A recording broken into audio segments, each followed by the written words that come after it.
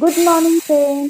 मी गावाकडून एवढे सगळे मूग आणले होते, तर मी विचार करत होते की मूगचं आपण काय बनवायचं. तर चला आज मी तुम्हाला एक नवीन रेसिपी दाखवते. सगळ्यात पहिले 2 चमचे मूग घ्यायचे आणि ते आपल्याला पाणी टाकून स्वच्छ धुवून घ्यायचे. धुवून झाले की आपल्याला खराब पाणी बाजूला काढून घ्यायचंय.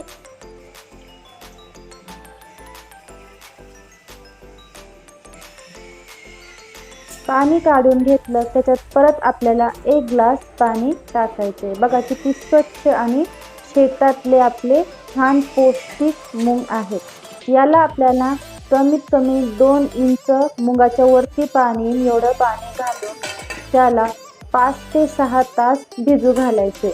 खूप भिजल्यानंतर बघा हे डबल होतात. आपण किती पाणी टाकलं होतं अख्ख्या पाणीच्या वरती आले आणि किती मोठे मोठे भिजले. याचं काय करायचं, ते खराब पाणी भिजलेलं ते काढून घ्यायचं साईडला आणि परत 1 ग्लास पाणी टाकून धुवून आपल्याला कुकरमध्ये घालायचं. स्वच्छ असं धुवून आपल्याला कुकरमध्ये टाकायचंय. कुकरमध्ये थोडंसं 1च कप पाणी घालून याची आपल्याला फक्त 2 शिटी करून घ्यायचे, जास्त नाही, 2 शिटी. इथं आपल्याला लसूण, हिरवी मिरची, लसूण आपल्याला सोलून घ्यायचे. गावरान लसूण अगदी व्यवस्थित सिंपल सोलला जातो. खलबत्त्यात घ्यायचे लसूण, हिरवी मिरची, कोथिंबीर, याला आपला ठेचा बनवून घ्यायचे. व्यवस्थित कुटून घ्यायचे. कुटल्यानंतर आपल्याला असं जाडसरच ठेचा बनवायचे, जास्त बारीक कुटायचं नाहीये. इथं घ्यायचं 1 वाटी तांदूळ, बिर्याणी तांदूळ घ्यायचे. त्याला स्वच्छ धुवून एका पातेल्यात टाकायचे पाणी, त्याच्यात टाकायचे धुतलेले तांदूळ आणि हे त्याच्यात टाकायचे अर्धा चमचा मीठ आणि आपल्याला तांदूळ शिजवून घ्यायचे.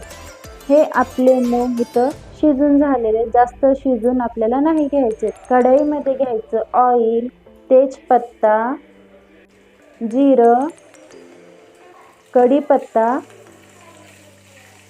याला व्यवस्थित तडकलं की त्याच्यात टाकायचे आपल्याला ठेचा.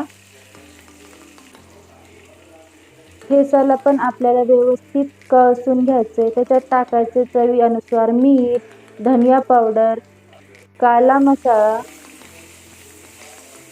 आणि हे व्यवस्थित आपल्याला तडकून घ्यायचे. व्यवस्थित कळसून झालं, त्याच्यात टाकायचे आपल्याला मूग, जे आपण बॉईल केलेलं मूग होतं तेच याच्यात टाकून घ्यायचे. व्यवस्थित याला कमीत कमी 5 ते 6 मिनटं हलवून घ्यायचे कमी गॅसवर.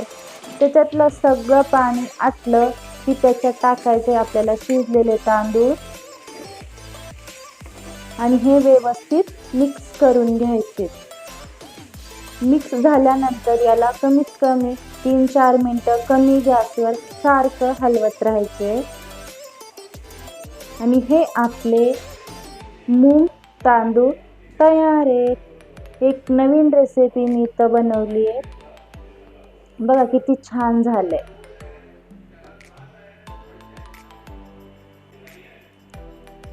टेस्टला पण एकच नंबर आहे. तर घरी तुम्ही नक्की ट्राय करा.